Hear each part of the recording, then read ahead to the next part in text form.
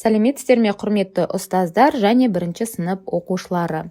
Ана тілі сабағына қош келдіңіздер. Бүгін 30-шы сабақ әліпби тақырыбы. Сабағымызды бастамас бұрын мына ретін қой тапсырмасын орындап көрейік. Берілген әріптерді ретпен қойып шығайық. Бірінші бізде қандай әріп тұрады? Әрине А әріпі. А әріпінен кейін бізде Ә әріпі, Әден кейін Б, Б'дан кейін В, В'дан кейін Г, Г'дан кейін Ғ. Біз әріптерді ретімен қойып шықтық. Тамаша. Балалар, мына жерде берілген әріптер қатарын қалай атауға болады? Қалай ойлайсыңдар? Дұрыс айтасыңдар, бұны біз әліпби деп атаймыз. Яғни бүгін біз Ермек Өтетілеуұлының әліпби өлеңімен танысатын боламыз және қазақ әліпбиін зерттейтін боламыз. Ендеше мұқият тыңдайық. Әліпби. Әліпбиді біліңдер, онда жүйе қалып бар. Біздің қазақ тілінде 42 әріп бар. Әліпбидің басында А командир тұрады, басқалары қасында әріп сапын құрады. Яғни бұл өлеңнің ішінде әліпбиде жүйе бар дейді. Ең басында әліпбидің ең бірінші командир болып А тұрады, қалғандары одан кейін ретімен тұрады. Және де қазақ әліпбиінде 42 әріп бар деп айтып отыр екен. Оны сендер әліпби кезеңінен білесіңдер. Балалар, әліпби дегеніміз не сонымен? Әліпби дегеніміз әріптердің қатарымен, ретімен жүйелі түрде орналасуы. Қазақ әліпбиінде 42 әріп бар. Әліпбиде әріптің аты аталып, орын реті белгіленеді. Мысалға, мына кестеге назар аударайық. Екінші жаттығу. Әріптерді оқып шық. Бұл жерде ең негізгі біздің назар аударатынымыз бұл баспа түрі, жазба түрі, әріптердің аты.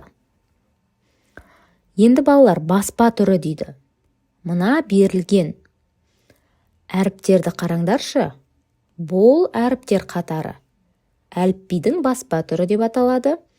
Ал мынау біздің бұл тура сол әріптердің бірақ дәптерге түсіретін жазбаша түрі. Әліпбидегі дауыссыз дыбыстарды қалай оқылатынын айт. Енді осы әліпбидің ішіндегі дауыссыз дыбыстарды қарап шығыңдаршы. Б, В, Г, Ғ, Д, Ж, З, К, Қ, Л, М, Н, Ң, П, Р, С, Т, Ф, Х, Х, Ц, Ч, Ш, Ш дейді. Не өзгеріс байқадыңдар?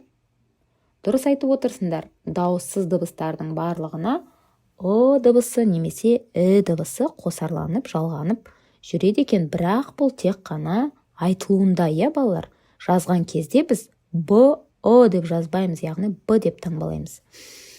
Міне осыны есте сақтауымыз керек. Енді балалар, дәптермен жұмыс, дәптеріміздегі Ф дауыссыз дыбысының бас әріпі және кіші әріпін көркем жазып шығайық. Тапсырманы жазып болғаннан кейін кітабымыздағы 3-ші жаттығуға назар аударайық. Сөздерді тауып, оларды әліпби ретімен жаз. Бірінші сөзіміз, ойланып көріңдер, қандай болады?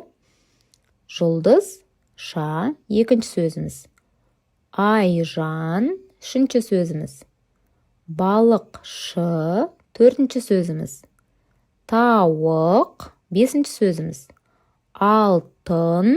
Алтыншы сөзіміз қасық. Балалар, енді осы берілген сөздердің ең алғашқы әріптеріне қарай отырып, оны әліпби ретімен жазайық. Әліпби реті дегеніміз әліпбидегі ең бірінші әріпке қараймыз. Ол бізде қандай әріп еді? Әрине А әріпі. Бұл жерде Адан басталатын сөзіміз айжан және алтын. Одан кейін қай сөзді жазамыз деп ойлайсыңдар? Дұрыс айтасыңдар. Балықшы. Б дыбысына. Одан кейін Б'дан кейін жұлдызша сөзі Ж дыбысына. Одан кейін қасық сөзі Қ дыбысына және тауық сөзі. Бұл сөздерді біз әліпби ретімен жазып шықтық. Енді балалар, Біздің дәптерімізде мынандай шығармашылық тапсырма бар екен. Қоянға әріптерді әліппе ретімен жинауға көмектес дейді. Берілген шашырап тұрған әріптерді балалар әліппе ретімен берілген жолға жазып шығайық. Одан кейін өзімізді тексеретін боламыз. Кәнекей, әркім өзі жазып шықсын. Өзіңді тексер. А, Ә, Б, В, Г, Ғ, Д, Е, Ж, З, И. Яғни біз адан иге дейін әліппе ретімен берілген әріптерді жазып қоянға көмек бердік.